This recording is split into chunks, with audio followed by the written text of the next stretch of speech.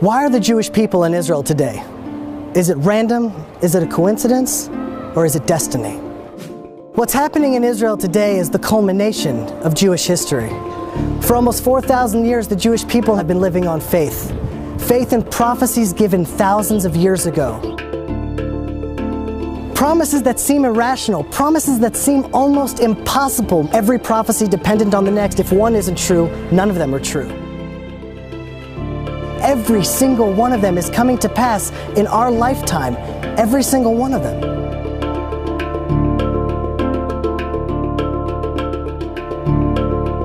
The first promise to Israel was made to Abraham, an eternal covenant. And I shall establish a covenant between me and you, and between your offspring after you throughout their generations, as an everlasting covenant. The Jewish people are the only ancient people alive today. The Assyrians, the Babylonians, the Jebusites, the Canaanites, all of them are gone. Well, no nation has survived such scattering and then remained a nation. They became assimilated, and eventually any trace of the original is gone. We, an eternal people, stand alive today. We also know that if the Jewish people don't live a godly life in the land of Israel, we're promised to be scattered to four corners of the earth. Which is, guaranteed to cause an extinction of any people. Scatter people around the world, they're going to be gone.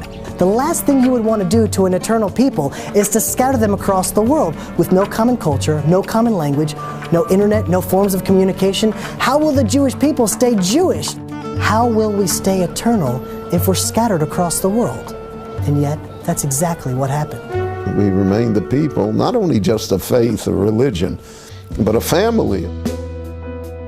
God will scatter you among the peoples, and you will be left few in number. The most recent census numbers the Chinese people at 1.3 billion, plus or minus 12 million. 12 million, that's the entire number of all of the Jewish people worldwide. We're a statistical error when just counting the people in China. That's how small we are. The fact that we're scattered and small, and we've been subject to the greatest hatred in human history. The Torah tells us the atrocities and the curses that would come upon the Jewish people throughout the exile. And you I will scatter among the nations. I will unsheathe the sword after you. No one has suffered as we have suffered. No one has been as persecuted. Anti-Semitism, the oldest, most universal, intense, irrational hatred in the world. If it was pogroms, crusades, the Inquisition, Muslim oppression, nation after nation, religion after religion. And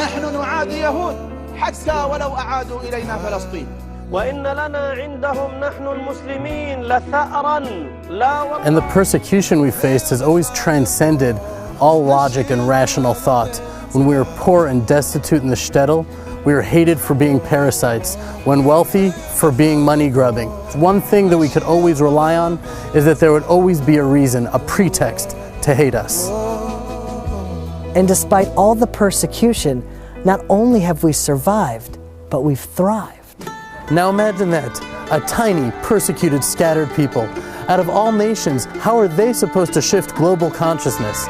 The same nation that everyone's going to hate is going to be scattered around the world and shouldn't even be here is told we're going to be a light to nations. Those two things don't go together. We shouldn't even be here, much less impact the world. Here is a people that, small in number, that has influenced the world in unbelievable fashion. All the science and all the wonderful things that they contribute to the rest of the world. Wherever they find themselves in any country, they become the lifeblood of that country. They're an extraordinary energy. And you can literally see a direct correlation between countries that have Jews in them and how they treat the Jews and how those countries do in terms of their political development, their scientific development, their technological development. The Torah tells us that if the Jews don't do their charge, so they will be sent out of the land, and while they're away, the land will become desolate. The land in the late 1800s was barren, full of rocks. We couldn't produce anything here. Mark Twain came here in 1850. He talks about all these places that he tried to pay respects to. He was saddened by the fact that it was a desolation. Nothing grew here. The land would lay desolate, and your foes who dwell upon it will be desolate. Now, to understand the impossibility of that promise, you have to understand the geographic map of biblical Israel. All the ancient pathways cross through Israel. Every empire throughout the last 2,000 years tried to settle the land of Israel. Babylonia, the Persians, the Medes, the Greeks, the Romans, the Ottomans, the British, all of these empires with all of their wealth and all of their resources tried, and all of them failed. So you think land is land. Either it will be fertile or desolate. Either it will bear fruit or not. But the land of Israel plays by an entirely different set of rules. Then we're told that when the Jews return to the land of Israel, the land will start to flourish again. It'll blossom. Just as the people have been revived, the land has been revived. The land of Israel responds to the people of Israel. The land didn't change, it returned to itself. The blood rushed to its cheeks and the color returned to its eyes. The fruit had a vibrance of color like it hadn't in thousands of years.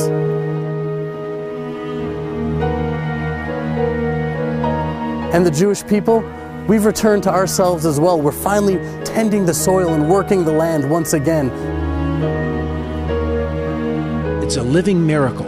Those people who spent their whole lives irrigating and digging an oasis out of this desert.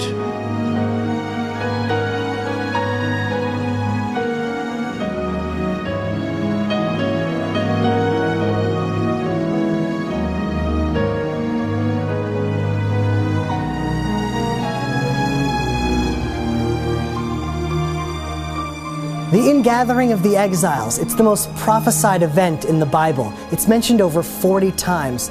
Unprecedented in history. Never before has a nation been scattered across the world and then ingathered to its ancient homeland. And yet every single prophet mentions this miraculous feat that will happen. Behold, I will bring them from the land of the north and gather them from the ends of the earth. Among them will be the blind and the lame, the pregnant and the birthing together. A great congregation will return here. אנו מכריזים בזאת על הקמת מדינה יהודית בארץ ישראל. היא מדינת ישראל. ברוך אתה אדוני אלוהינו מלך העולם. And now they have been returned to the land. And the land is still carrying the names of the great history of this people. It's unbelievable. Today in Israel, you see universalism. Jews from Ethiopia, Africa, Asia, North America, South America, Russia, the entire world has now returned to the land of Israel. The prophets tell us that the Hebrew language will eventually be revived. When's the last time you saw a Phoenician English dictionary? Probably not for a while because Phoenician is a dead language. You know what language they speak in Latin America?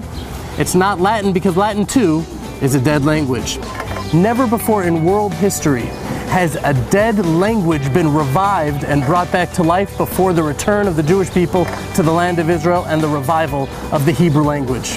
The Hebrew was always preserved in rabbinic writings and the prayer service, but it was not the lingua franca. It isn't what people spoke. What we don't appreciate is a whole country of close to 6 million people today who speak a language which no one spoke 100 years ago. It's resurrected, like the Jewish people back in their homeland.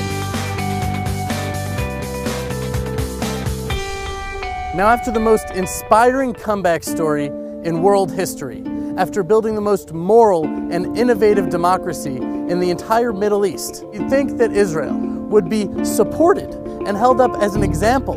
But we see that the UN, a representation of all the nations in the world, condemn Israel far more than any other country on the planet.